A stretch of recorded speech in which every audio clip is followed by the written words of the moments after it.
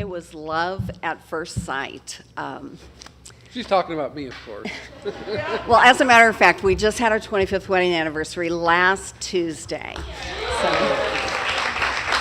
And that was almost love at first sight, but I'm talking about the house, of course. In the early years of our marriage, we were what I would call real estate hobbyists. We used to ride our bikes around or drive around historic neighborhoods, and on the weekends sometimes we'd go to open houses. And every house we visited, Mark just loved. And every house that we visited, I didn't care for at all. Until we go to Christ Church Cathedral, and the new dean at that time, many moons ago, 21 years ago, was Bob Giannini. And his wife was telling me that they had found this really neat little tiny arts and crafts neighborhood. Now, I didn't have this foggiest notion what she was talking about with the arts and crafts, but I nodded my head, and so Mark said, let's go up there and drive around and see what's happening. Well, there was a for sale by owner sign in front of a house across the street from the Gianninis. So we made an appointment, we went and visited it, and there were some weird things about that house that made it not right for us, like the yard was across the alley, and it had been chopped up into a 2-flat, and it didn't have a big stairway at all anymore.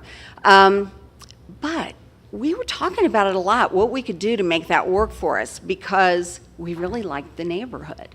So we went back to see it a second time, and this time we decided to drive around the neighborhood, and there was a Tucker sign up in front of this big green house at 3257 North Pennsylvania Street. So I called the next day, and I found out it was listed for $85,000, and I decided that we weren't interested at all because it had to be just a terrible house if they were only asking that much for it. But Mark wanted to see it, and so we went, and that was love at first sight. We walked in the door. Unlike the other 3 stories tonight, our house had not been ruined. It needed a whole lot, but the footprint was still the same. All of the interior walls were the same. Some of the families who had lived there had rented out rooms here and there, but they weren't chopped up. It was just the house as it originally was. So one of the things, well, first of all, I used to tell Mark when we were going to look at real estate, don't say you like it. Don't even act like you like it at all. Just walk around real businesslike and ask questions. And so we got inside the house, and I started floating through the rooms going, oh, well, we could put the piano here, and so forth. Well, this will be Tyler's room. And Mark was a little perturbed about that. But on the way out, the realtor said, oh, guess what? They've still got the original blueprints. And she said we could take them home and look at them. And they're actually blue, who knew? And on the back side, they say, approved, August 14th, 1908, City of Indianapolis.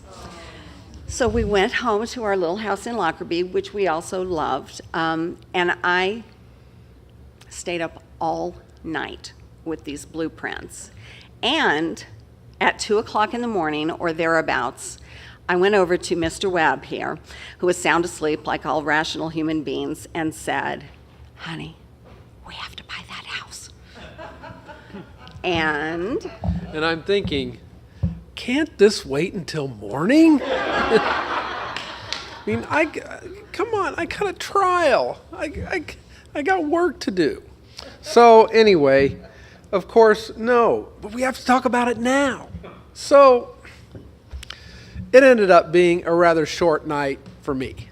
Not what I had hoped for. But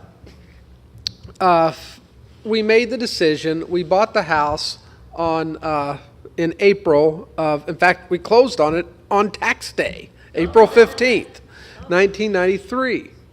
We moved into the house 1 month later on May 15th, 1993. Unfortunately, with this house, we really didn't. We had to live through the construction. When we moved in, we couldn't even get an insurance policy. They would not. They looked at everything that was in the house, the way it was wired and everything, and they just said, we're not going to give you an insurance policy on this. So we had to make a deal with them we said, look, we'll have it modern wired. We will not mix the knob and tube. We'll leave that all alone, and we'll have new modern wiring so we can have a computer system, a microwave. I mean, whoever would think we would want those things? But so we ended up striking a deal. The interesting thing was the electricians couldn't come for 3 weeks, up to 3 weeks after we had moved in. So during the time that our first night in there, we had the kitchen, we had water, but we only had one plug in the whole kitchen. 2 outlets, not, just the plain knob and tube, 2 plug. And there was an old refrigerator that was plugged in there. And if we plugged in, it was in the middle of the floor because that was the only place it could sit. We had to, in order to get to the sink, I had to unplug the refrigerator and roll it out of the way to get to the sink. When I plugged in a toaster, the outlet, the refrigerator knocked the fuse for the refrigerator out. So it became very apparent that we were going to have to be really creative as we tried to survive until the electricians could come.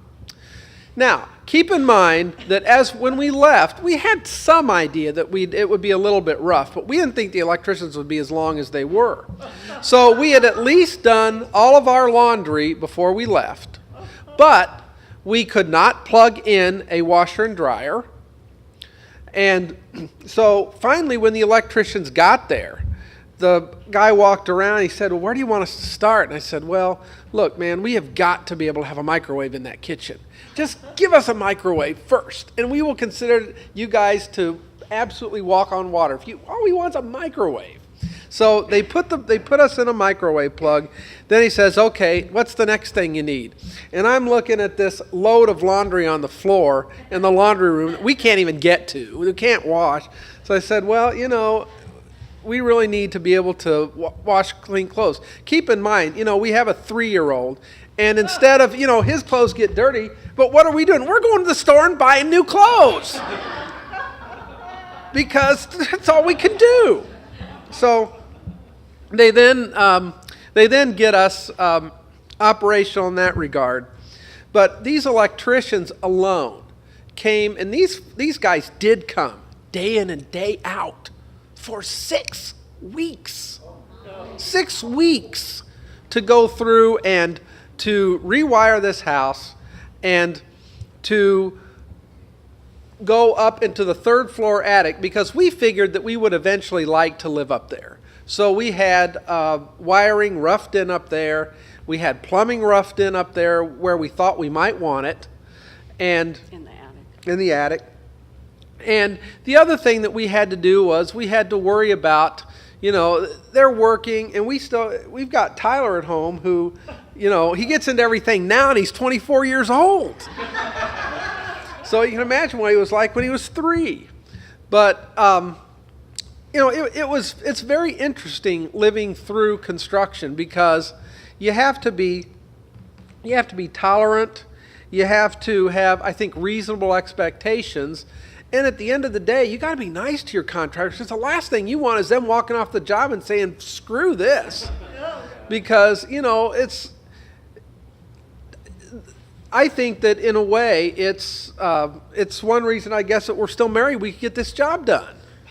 So, but the first night that we were there, the first night we spent at the house, the house has two bathrooms, along with Lamar and Jean's house. It was one of the first houses built in Indianapolis that had what they called at that time modern indoor plumbing. And so we had 2 bathrooms on the 2nd floor. However, one of the bathrooms, the plumbing was great, but we didn't have any lights, no electricity. The other bathroom, hey, we had lights, but none of the water worked. So we have poor Tyler having to take a bath in a cold water bath. We didn't have any hot water, by the way. No hot water heater for 3 weeks. So first night, Tyler's, I don't like this. I want to go back home. I want to go back home. Cold I don't bath like this in the place. dark. Yeah, cold bath in the dark. So, it's, at one point, we had our backyard. We've got a photo somewhere of 7 trucks in the backyard. We have electricians, plumbers, tuck pointers, roofers, the heating and air conditioning people. The house had no air conditioning. In fact, it had no ductwork. It did have ductwork. We just didn't have any air conditioning. And so we told them we needed to have, central air, because we didn't want to live without air conditioning.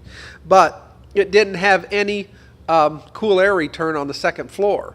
So we had to do a lot of creative thinking to get this stuff to work for us. And I think for us, we were very fortunate because we really had good people. They all came. Fortunately, because of my law practice, I had access to a lot of people in construction. So it was a good thing for us. We got really good people who did a really good job for us.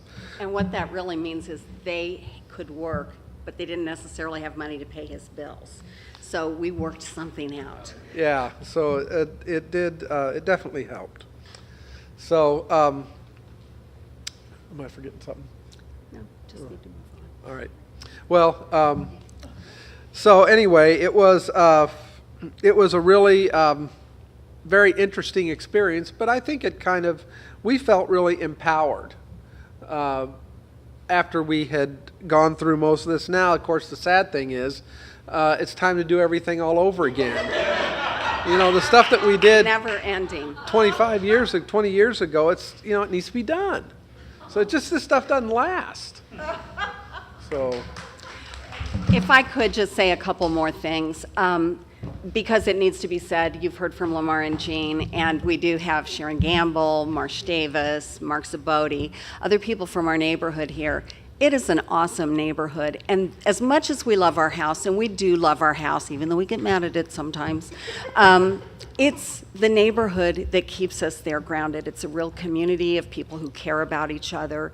It's a front porch neighborhood. Our house has a big, broad front porch. So does Lamar and Jean's. And just really so many wonderful people who we now consider family. We've been there now 20 years. So I highly recommend it. All of the hassle and trauma of living through construction or renovation or restoration, it is worth it. It is worth it if you're in the right place and it's the right house for you. So. And that's true. And you're young. We were much younger then.